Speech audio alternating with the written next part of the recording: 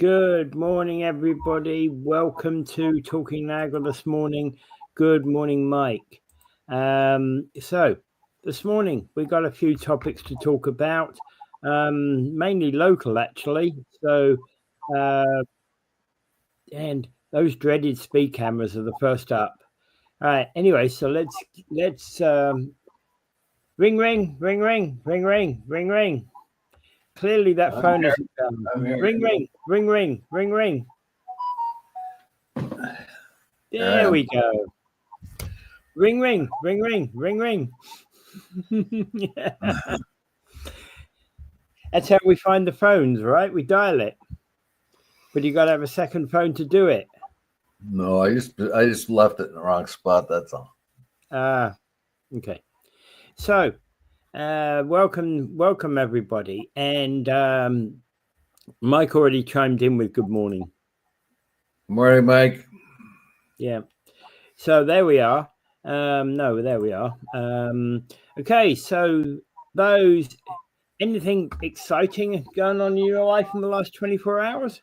Oh yeah, last one, but you. Not really. We'll figure these things out as we go.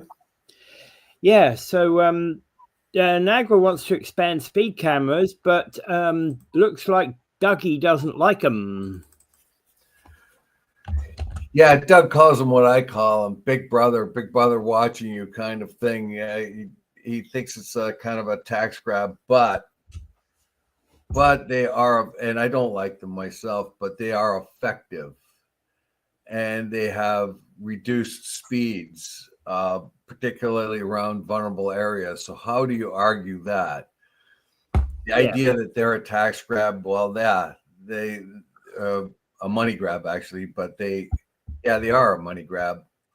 Well, but on the other hand, they have worked. And how do you argue that? Particularly when they've slowed people down around schools and parks and things like that. Once people know they're there, we're going to get used to them. I don't like the idea that there's a camera on us all the time, in places like that. But I can't argue the effectiveness of it. Yeah. And there is arguments about it. There are people who say that the best way to combat speedier and driving is basically by doing this. There are other people that say that if you put up signs, better signing, other things, I think both have to be put in. If some argue that better signs and better road signs and that will help, I don't think so. The fact that people know that they're going to get a ticket if they go too fast around vulnerable areas where vulnerable people are, old people and young people, then that works. It's just like ride. People will drive responsibly, the most of us, but there is a member of a section of our population that will not. So when you have the potential of a ride situation out there, then all of a sudden the drinking and driving goes down. Yeah. So unfortunately, the same with the ticketing of the trucks, who are avoiding the way stations. Yeah, it's unless you put a financial punitive action into it, then it doesn't work for a certain section of the population. You get most of the people of the population driving responsibly, but there's that section of the population who will drive too fast, who will drink and drive, and unless you make it very clear that they're going to be punished for that, then it doesn't work. Unfortunately, that's the reality. Well, there's a couple of things I would like to say in relation to these. Is that generally speaking, I do agree with Doug Ford. I don't like them. Never liked them, even when we had them in England. But the one thing that I think about that we don't have with we've improved it, but the white places I've seen the cameras, there's a couple of places I've seen cameras where they, they were not well signposted. I think there needs to be kind of 100 meters away. There needs to be a sign that, hey, in 100 meters there's a speed camera, because if you then go through it, well, tough luck. It needs to be a large yellow sign with, with a speed camera, showing the speed camera, right? And they have those signs. They do have them. They do. They have improved them. The work that initially, when they first came out, they were rubbish, right? They had a sign right at the thing, right? The other thing is that I'm also believe that if you've got traffic police should have should be painted up, right? Traffic police should actually have you should. I am here sign with a big arrow. No, I am a policeman with a big arrow flashing. Yellow and blue fluorescent. We should be able to see when you, especially at night, when you come up across and you see them, it should be well visible that that's what they are. Well, possibly, but I think the signage is a good idea. Then the signage in combination with the camera is a good idea, because the idea is to slow the people down. If they don't know a camera is there, you give them lots of warning that will slow them down in those areas that are vulnerable, in those areas where there are children and older folk, or just a difficult area for people to cross. The one I had the trouble with was the one on Lundy's Lane. I was not convinced there was any value in where it was put. It's not there now anymore, but Well, they can put these in places where there is often accidents, and I think that's probably part of it. Maybe, and I wasn't aware that maybe that's the point about that. Maybe it was an accident hotspot. Yeah, and you're not always aware of where all the accident hotspots are, right? Yeah, it could be a place too where people tend to speed up, or don't begin to slow down before they enter the city, which would make it problematic. But the whole idea is to, as much as I dislike them, and as much as I dislike cameras everywhere looking at us, that's already happened. I'm of the view that actually a certain amount of cameras are actually necessary. In Britain, they have found that the use of CCTV cameras in commercial and public zones, they're not permitted in residential streets, but in in commercial type streets, main high streets, etc., they found that's reduced crime. The burglaries at shops and things like that has gone down. Yeah, but the criminals have adapted, as we have seen here early, like when they raid a jewelry store or something, they just cover themselves up, disguise themselves, run into the place, smash.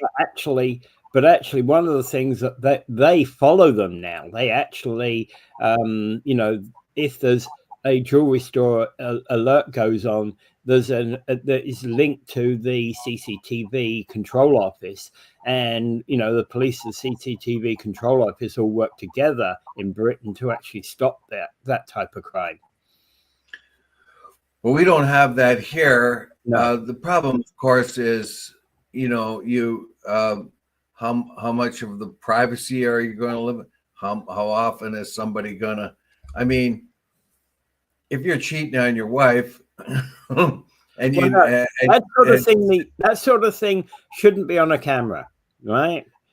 But it's going to be ultimately, well, that's right. And I'm taking an example where somebody's cheating on their wife. They should be caught anyway. But the whole idea is, you might not want everybody to know where you are at any given time, and that's the situation we are in right now. And that we found the social credit system in China, they have cameras everywhere. Yeah. So that if you are a jaywalker, you can get caught. If you're late for work, you can get caught. How much encroachment of the government do you really want on your individual liberty? And that's all overkill. That's for sure. That's massive overkill. But are we heading that way? No, That's we what I'm shouldn't saying. be. We shouldn't No, be, but we shouldn't be. So one of the yeah, things- well, you'll find that yeah, well, the way things are going in the States right now is like it really appears as if it depends on what government's in, how much encroachment upon one's personal liberties you want. You know, it just, I don't know. It's something that have to be very careful.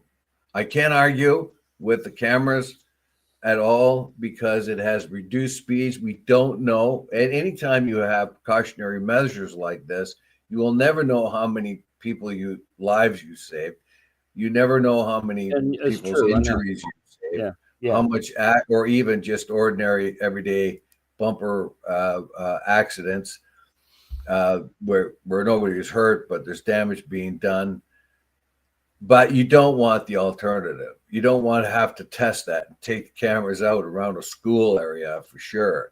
If it is saving the life of a crossing guard or children, I can't argue it.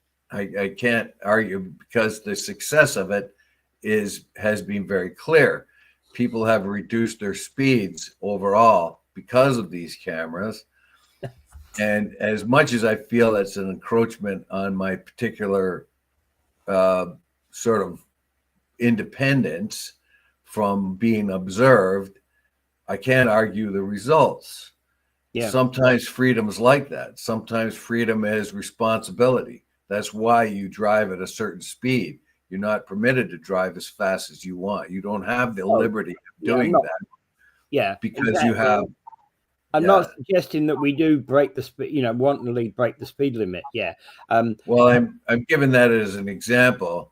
When you get a car and you think in a completely libertarian type of situation, you would be the one to decide how fast you wanted to go and how fast you could go 100 miles an hour or 100 kilometers an hour down a school zone because you decided that in your own independence that you're perfectly capable of handling the car and you'll be able to time it if there's any children walking across the street. Well, you can't leave that decision to individuals. You have to make rules.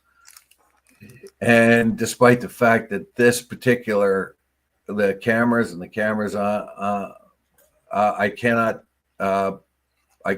deny the efficacy of it. It slowed people down. It's made them more responsible around particularly schools and other areas like parks where people could be vulnerable crossing roads. So there's the argument. There's the debate there. There are people, as I said, according to the article, figure better signage and stuff like that is the way to go. I would say put both.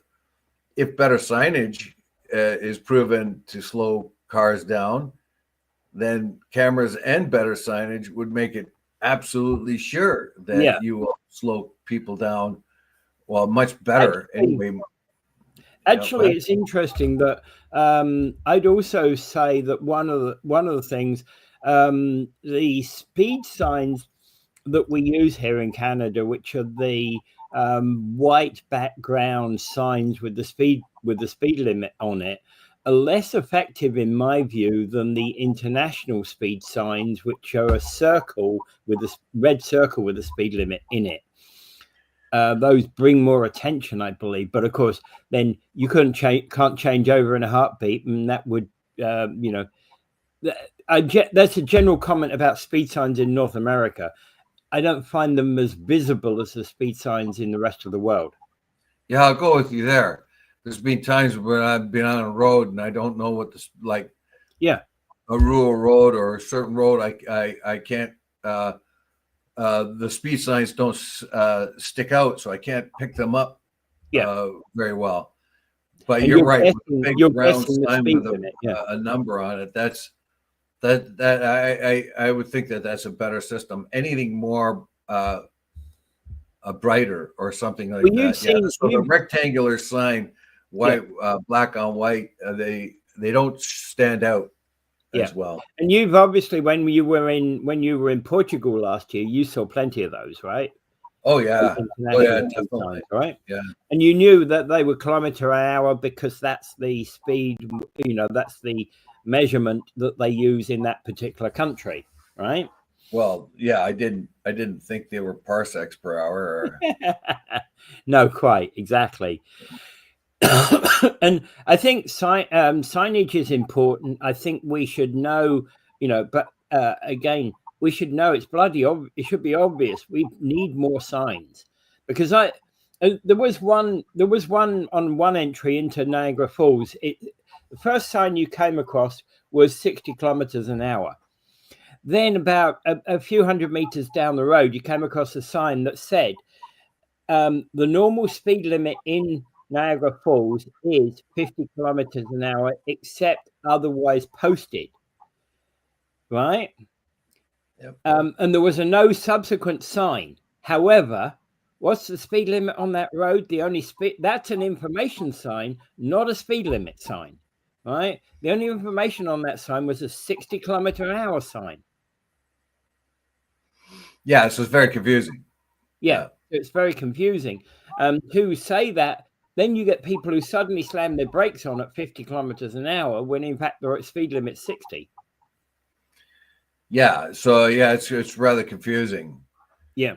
So yeah, so that yes, better signage would make a difference, but I think as far as the camera issue is, it's according to everything we're reading here, particularly in this article, it has reduced people's speed overall. I think it's 9 kilometers per hour or something like that, and it's working. And it's working around those areas that are potentially vulnerable for pedestrians. Yeah. Okay. So Mike is saying people are cutting them down. Yeah, we know that, and that's another problem. Unbelievable things have gone more downhill in the US of A since our first chat. Okay.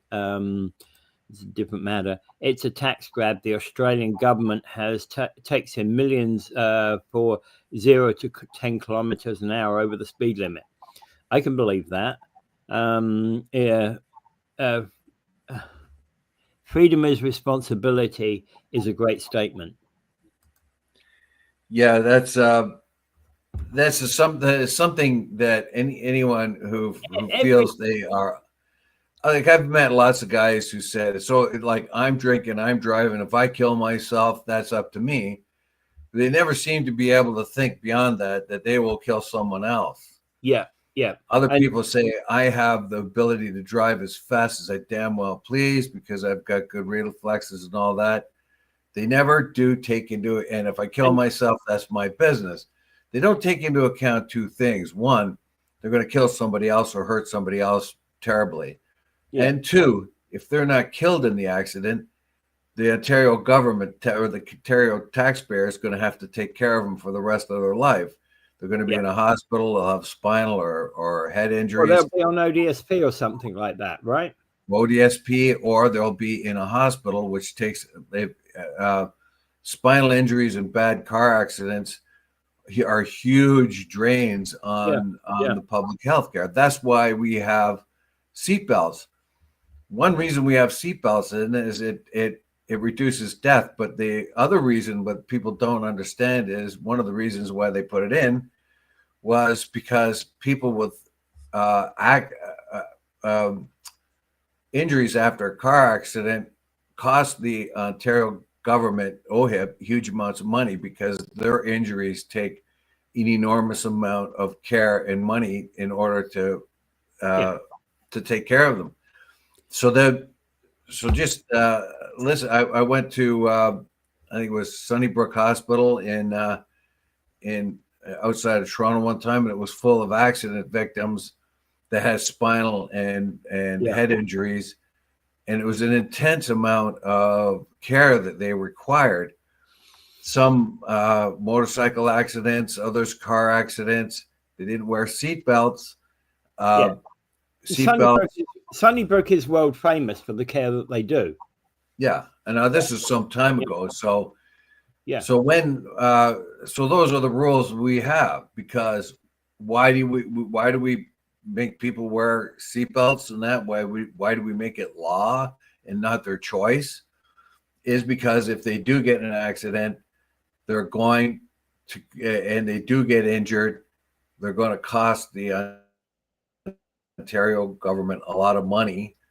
If they had worn their seatbelt, their injuries would be much less. And I can attest to that in my own experience. When I got in a car accident, my seatbelt saved me from more injuries than I normally would have I had with the seatbelt. Yeah. Okay. The other thing is that you were talking about freedom is responsibility, and of course, one of the things that we get with freedom, and every form of government sets rules, but one of the things we get with freedom, of course, is that we have rules that we are able to change ourselves. We can go into government, become a member of the government, at whatever level, and be part of change. So if we don't like a rule, we can change that rule. Yes, we can lobby the government to change the rules too. Yeah, exactly. If they've made a mistake or whatever, we can ask the Mike government. says he went to Sunnybrook. Oh, yeah. I bet you did. Yeah. Yeah.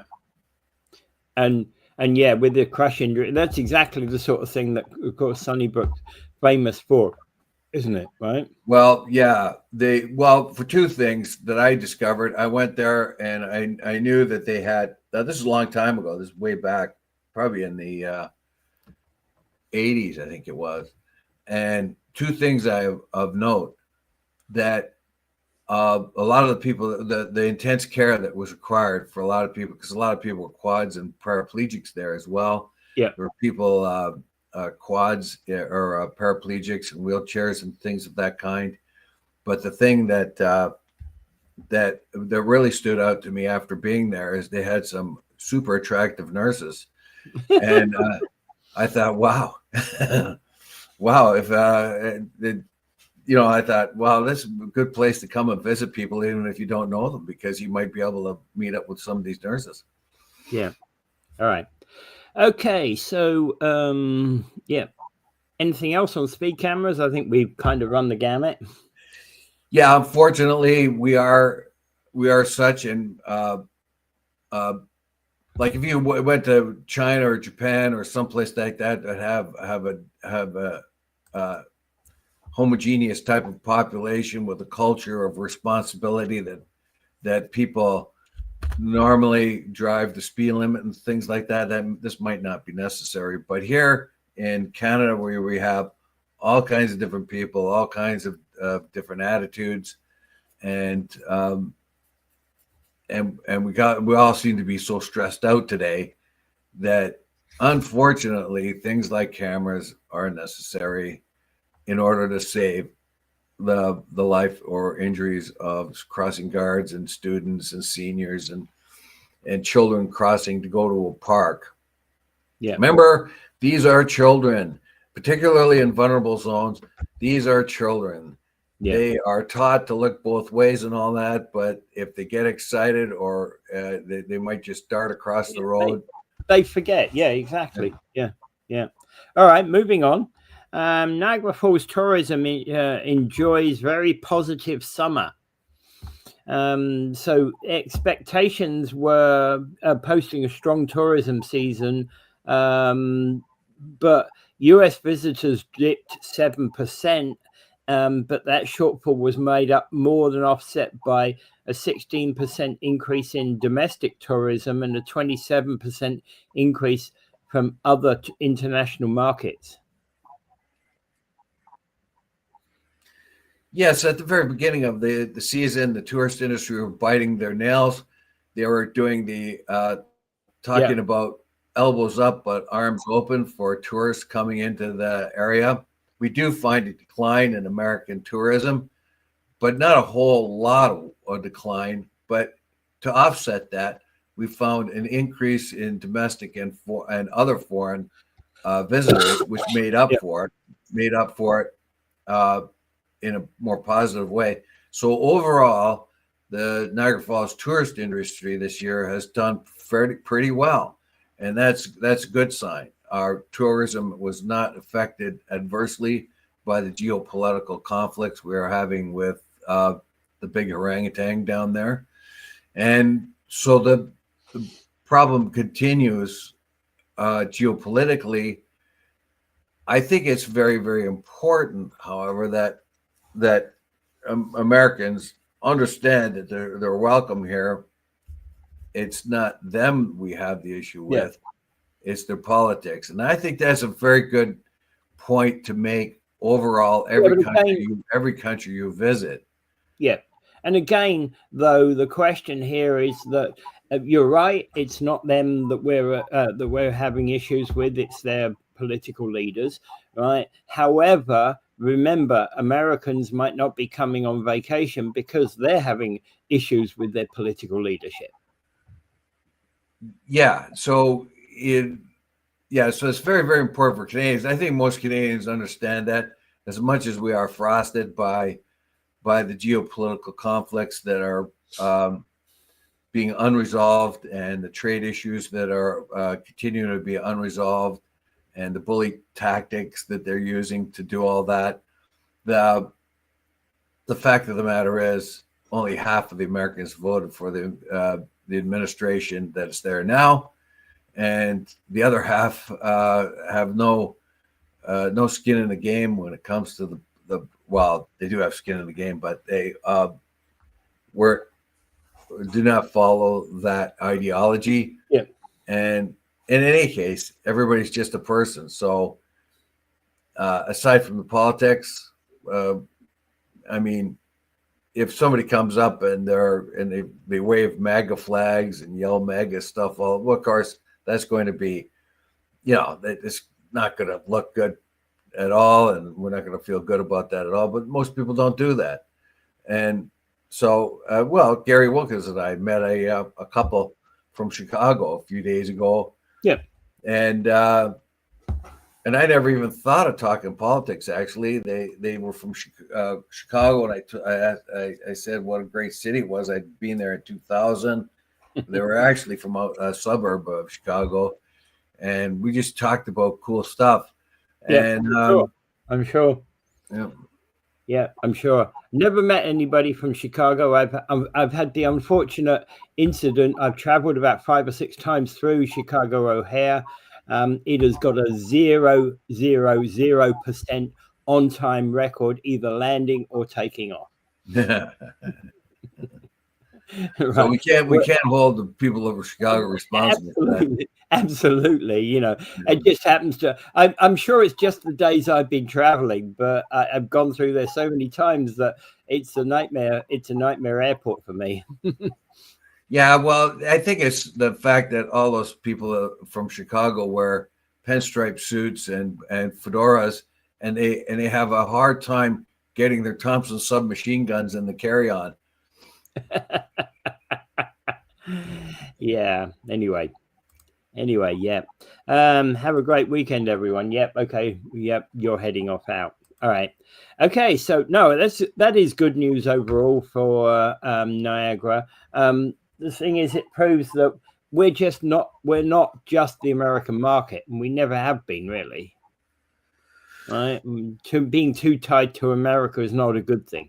There was a time when it was super important, and we found that during the SARS pandemic that was so brief back in 2000, the early 2000s, our American contingent dropped off, and it showed that we were vulnerable. Very much like our trade networks are right now. We are incredibly vulnerable. Yeah. To ripples in the American political theater. So we have discovered that trade-wise, I think the tourist industry has found that earlier on, back down in the SARS times, when we were very much compromised by the fact that Americans didn't come up, and that was for a different reason. But we found that our reliance on American tourism was overexposed. Right. Yeah, American tourism still accounts for a huge amount, 39%, according to this article. But that means the rest of it's made up by domestic and other foreign, and we find other foreign people coming in larger and larger numbers. So just like we're doing with our trade, trying to expand our trade to other countries, it looks like the tourism industry has marketed well enough to bring in tourists from outside of the usual American market, and that's helped us. So they've responded fairly well. Yeah.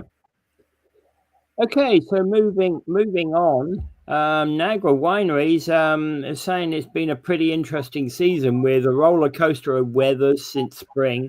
June temperatures in the mid-30s, followed by a cooling off period, then a hot and dry July and August. And then we've had some real cold days, which has really made the wine industry, I suppose, on edge, really. Well, we with our tourism and the geopolitical problems we've had, it had our tourist people very biting their nails, so to speak, at the beginning of the tourist season. But it turned out to be not too bad at all. Very positive, as a matter of fact. This kind of sort of nail biting happens every year with farmers, because they don't know how much rain they're going to get. They don't know how much rain they're not going to get. They don't know how hot it's going to be, how cold it's going to be, whatever. So it doesn't matter what the product is that they're growing, whatever it's grains, or in this case, grapes. In order to get good wine grapes, it has the conditions mean a lot. The soil consistency, how much rain, how much sun, all of that. So, of course, they were biting their nails at the beginning of the season, like they always do, because it's inevitable. They never know what the weather's really going to be like. Well, it turns out that despite the fact that we had a wet spring, a cooler wet spring, and a very, very hot July and beginning of August, then a drop down in cooler weather and drier weather. So it turns out, all in all, that it worked. Yeah, it worked. They seem they're going to have a very good season. They say that their grapes are extremely flavorful. That's what Poilievre is. Yeah, that's what Poilievre is saying, and I hope it's true. I would say that even though there are people who do test the grapes as they, through the season, because a large amount, by testing the grapes, they're actually looking at how good the wine is going to be, and they're fairly accurate by tasting. However, it's not always true. Sometimes you get a bad wine year, even despite the grape. But what you normally would get is probably you may not compromise the quality so much as you would the volume of wine you could make. That's so another. If you get a certain the vines grow a lot because the weather is conducive to that, you get more volume of grapes that can be used in good wine. And years of bad, you get less volume. So you might not reduce the quality as much in a bad year or a certain odd year. Certain years, of course, are supposed to be better. If you were to put 2 glasses of Pinot Noir with me, and one was from a bad year and one was from a good year, I'd never be able to tell the difference. I'd swill them both and ask for more. And it depends upon your palate, right? I was educated about what the differences were, but and I could taste the difference between a really bad year and a really good year, right? And there is definitely a taste difference, but because I actually we had some education. One place I was working at, they gave it free to a lot of people because wine was part of that business. So they were educating just anybody in the business about what's a good and bad wine. So, all I know is my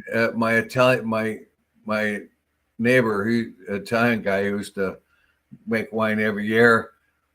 It was a matter of deciding whether it was bad or very bad. That's the only options. Uh, but that's about the only one I could think I was choking down. Tasted like vinegar. Yeah, yeah. Okay. Yeah. So it's interesting. I'm glad. I was looking at the weather and thinking we early on we've had so much odd rain as well. That's the other thing. And then we went through a completely dry, probably 3 weeks in August were completely bone dry.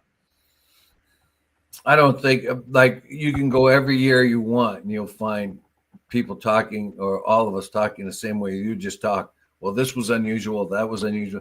It's Yeah, not. Southern Ontario is just an unusual place. yeah. And again, unusual maybe, but it's from the viewpoint of the grapes, they just survive through it, I guess. Yeah. So, of course, soil mixture. Each different soil has, for instance, you could grow Chardonnay grapes here. You can grow them, let's say, in Beamsville or wherever else they grow them, and there will be distinct differences. Yeah, because soil of makes a lot the of soil. difference. Yeah, and how it interacts with the weather at the time. Yep. So those are the things that are beyond my pay grade, basically, because I don't have that discerning palate that you need to distinguish wines. All I know is if I kind of like it, it's okay. If I really like it, it's better. But that's about it. Yeah. And but the idea here, it goes on to talk about not just the weather, and it talks about overproduction of wine grapes from the year before, and what are we going to do about that? So in certain times we have enormous amounts of overcapacity. So to take the best stuff and make the best wines, they're working with the government to kind of use that overcapacity to use in more blended wines, which will also bring down the price of it. The article does go on to say that Ontario wines were among the most taxed in the world, and that has to stop. And there's a push and work with the government to reduce extraneous charges on Ontario wine. For instance, the LCBO, when restaurants get it, there's a surcharge for it, so that gets laid on to the customer. So what they're trying to do is make not only their fine quality wines, but also start expanding their blended wines so they could make cheaper, pretty good wines for the public who can't really afford the nicer stuff, or not all the time. So you can make more blended wines with more Ontario components in them, but being blended. So that will bring the price down on some kinds of wines. The other is the taxes and the duties that the wine industry has to pay, which are over and above others, so they claim in the world. So the Ontario government is trying to work with the wineries to sort of smooth out a lot of these issues that the wineries have. Mm-hmm. The charges they have to pay, the taxes, the surcharges, all these little charges that go into it. And the Ontario government is also putting $175 million into the wine industry to help sort of do research, whatever else it needs to improve its ability to sell the wine offshore, to improve its quality, and to make it a more viable, more complete industry. What they want is they're calling a fair playing field, basically, which they don't think they have compared to other wines. Now, the issue is now somebody can say, and I'll put this out there, year after year after year, the Ontario government feeds the vintner industry here, the wine industry, lots of money. And here's $175 over 5 years. Why should we be paying for that, Peter? I'll just be the devil's advocate here. Why should we do that? Why should the Ontario taxpayer come up with $175 million for 5 years for the capitalist wine of wineries? Yeah, I'm not going to justify that because I'm not sure there is a justification. But again, we do need the wine industry. I think it's a crucial part. Is it mature enough to stand on its own? That's a different question. Well, I think this is government money spent well if it's well organized and well done. It looks to me, now I can't positively affirm this because I don't know much about the wineries and all that, but it appears to me by the things I have read about this and our reporting of it periodically throughout the years here on Talking Niagara, your voice of reason.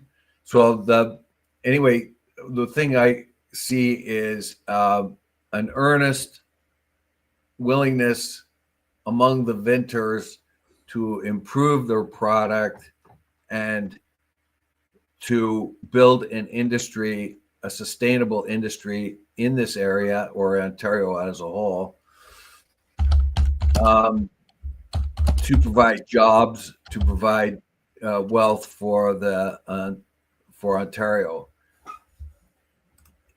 If it means if you, like, the Ontario government provides money for other industries around that helps them out, I think the idea, if the Ontario taxpayer is footing some of this bill, but it will bring better results, I think is positive.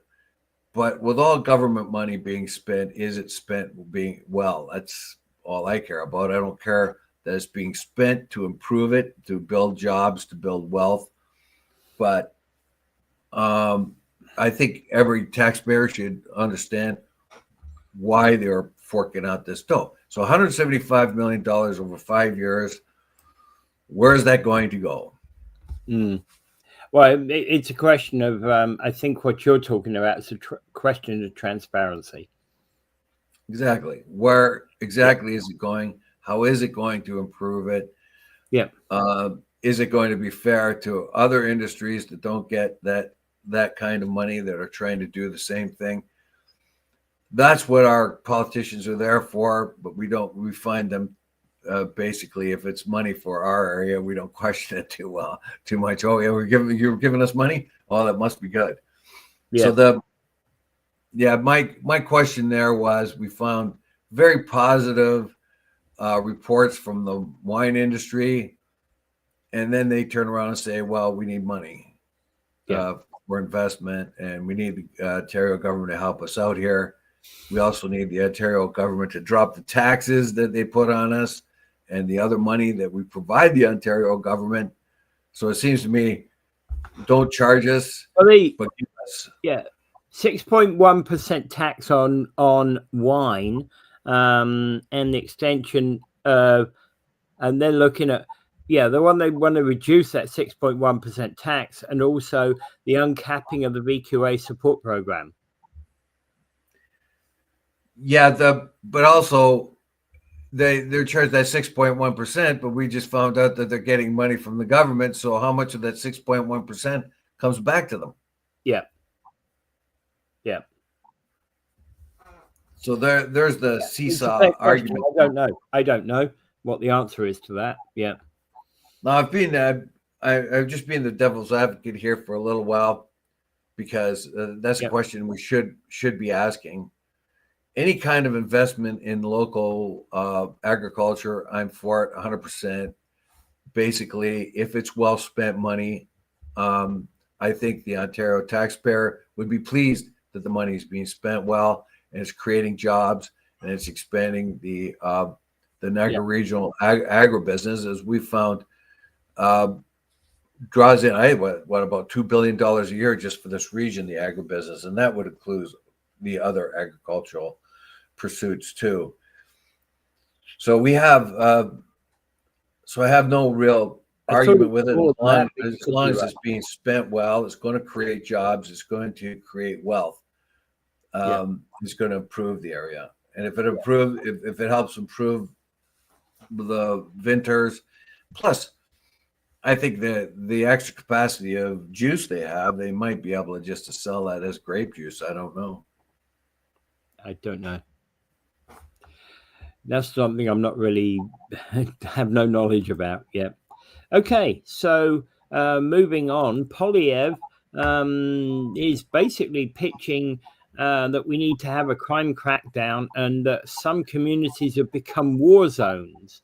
I'm not so sure that there's anywhere in Canada, though, that we can call as kind of an area where you'd be unsafe to go.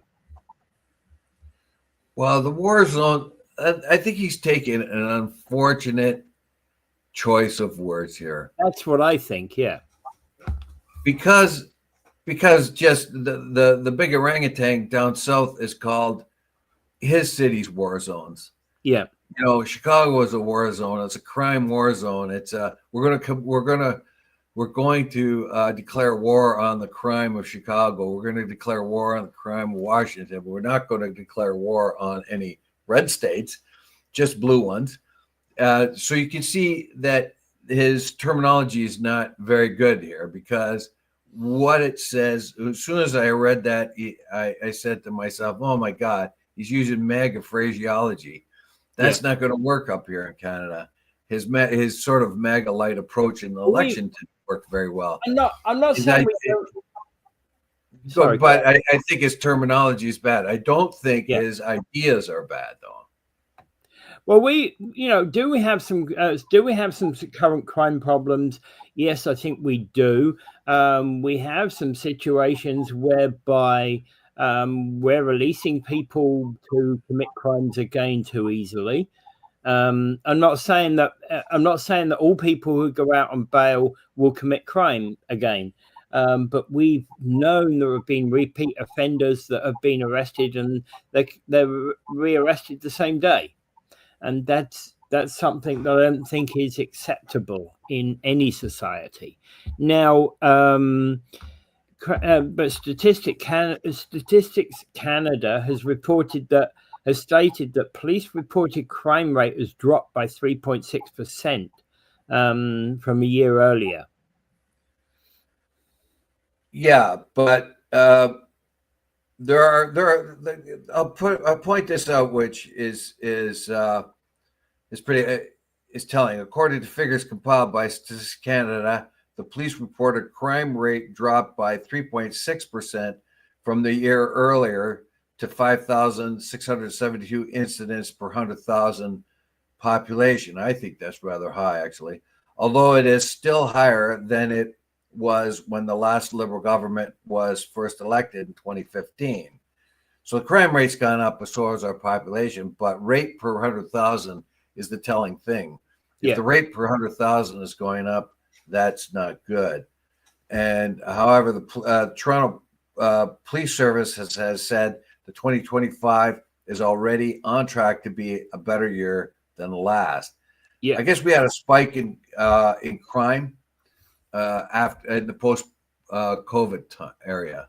I guess we were vulnerable. Something about the situation made us vulnerable to more crime. One of the things that we have had, which for example, Niagara Region, Niagara Region police have had problems with is, for example, rashes of burglaries at things like convenience stores. Right, so a convenience store gets robbed, and then that same convenience store is robbed a couple of months later, and then a couple of months later. There's been too much of that kind of thing, and robbing of convenience stores. Yeah, sure, every convenience store loses product through theft, but we're not talking about that. We're talking about people who come in and threaten the staff in the convenience store and take what's the money in the till. Yes. However, Yeah, well, I've been standing in Staples for the last month or 3 weeks, Oh, you've basically been doing trying to collection. Yeah, yeah, yeah, trying to solicit donations yeah. for kids in the area. Uh, Absolutely. How's that going, by the way? but the reason why I mentioned that is because there's thievery there, Yeah. and uh, I wasn't on duty, but the person I took I replaced one day was there when there was a robbery, and what happened is uh, anyway, they tried to steal some pretty valuable stuff, and they happen to be caught, but they can't catch them all. Yeah. It's thievery is a big problem in all our stores, and one of the real problems is, according to Poilievre, is there's no real deterrent to it. The Yeah. police don't even come out to they take a long And time that's to come out and to it. that's actually wrong. That really is wrong. You know, situation. I heard a story whereby somebody was caught by security, and the police didn't come, and the store closed. Of course, the security had no choice but to let that person go. Yeah, here's something to put into perspective. Like, there were 788 homicide victims nationwide last year. There are probably that many in one single American city. Yeah. Per year. Yeah. So our homicide rate, although that said, is very low, but because it's risen from 788 from 613 in 2015, you can account some of that for population increase, but that is a trend we don't want to continue. Yeah, I think Poilievre is right to point that out. Yeah, the violent crime rates are beginning to grow.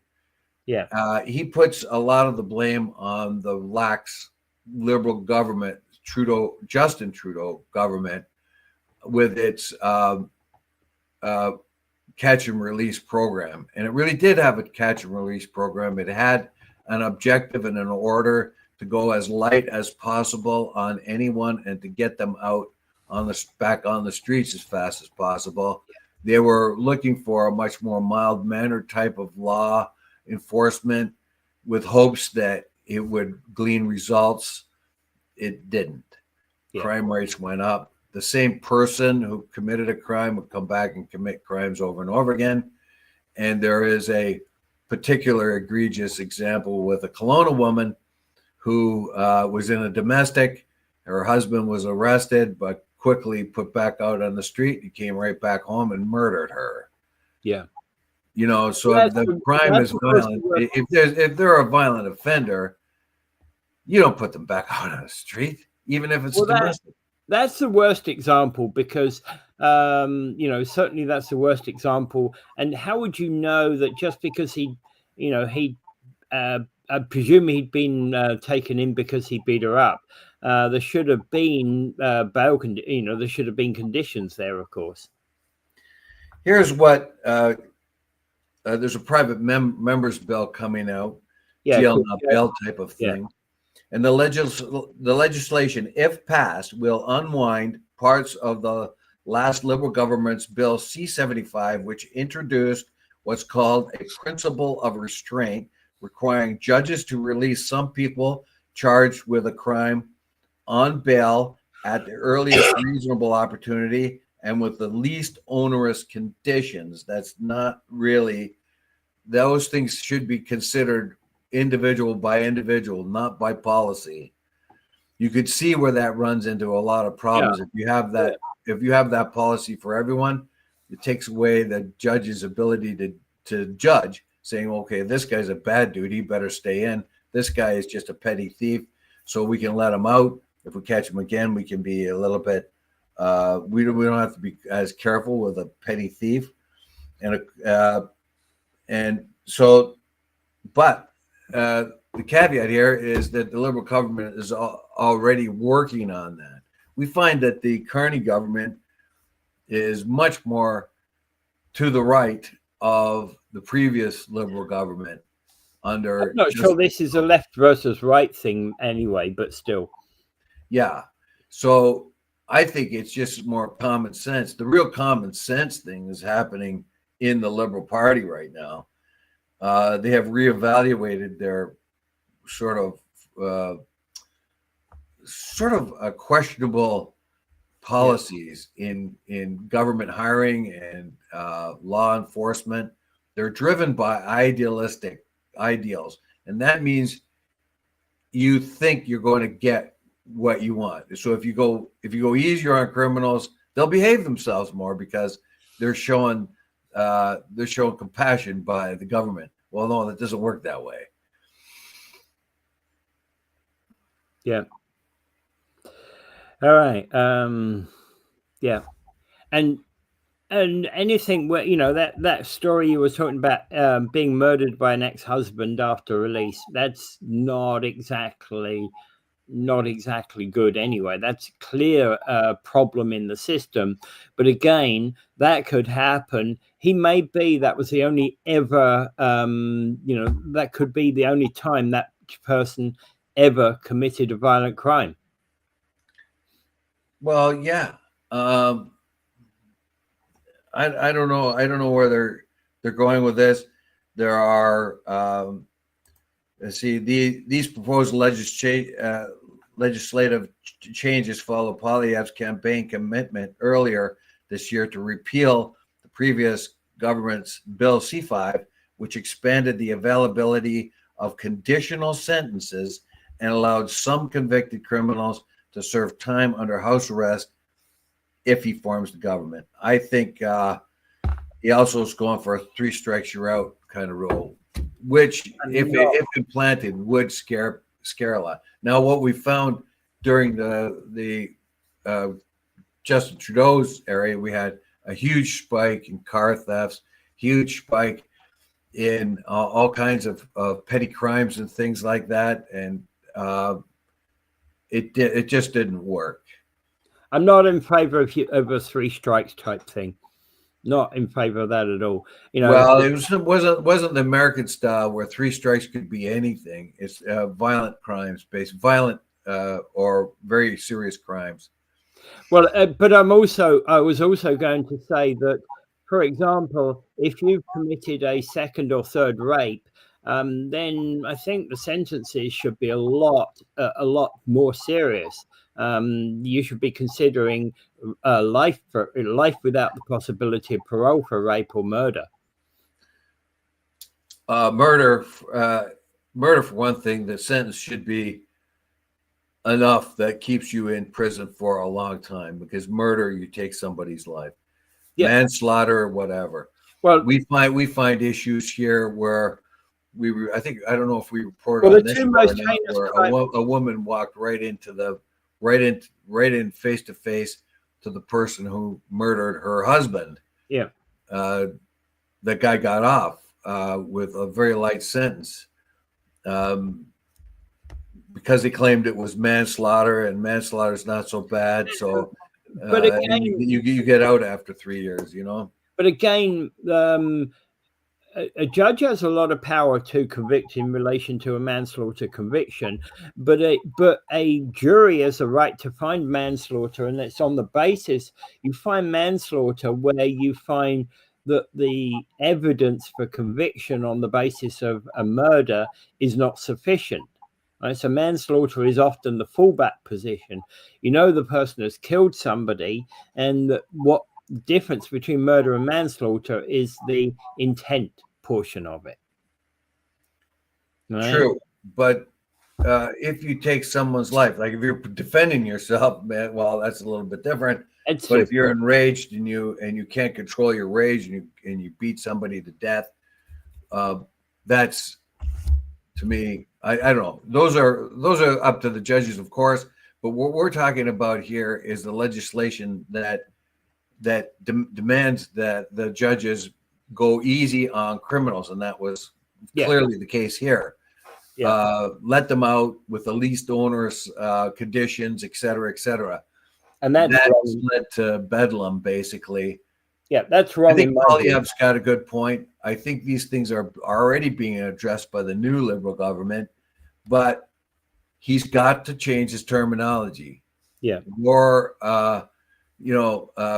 war zones in cities and things like that. That is sounding Yep. too MAGA, and he's got to learn his lesson that MAGA populism is not Yep. going to work here. Absolutely. All right. I think we can kind of call it quits at that point. Okay. And I will mention Gaza again. We know that Netanyahu is completely out of control. He wants to stay in power at all costs, so he continues to expand the war. He doesn't give a darn about the hostages. There are probably very few of them still alive. Some of them are probably starving. The very idea that they're going to uproot Hamas and they want to do that. They don't care about the people who are living there. They don't care about the Palestinians at all. Yeah. It's about and the world's not doing enough, in my view, to stop this, particularly the United States, who could stop it at a snap of the fingers. Without any further ado, I bid you adieu. And have a great weekend, everybody. Bye. Bye.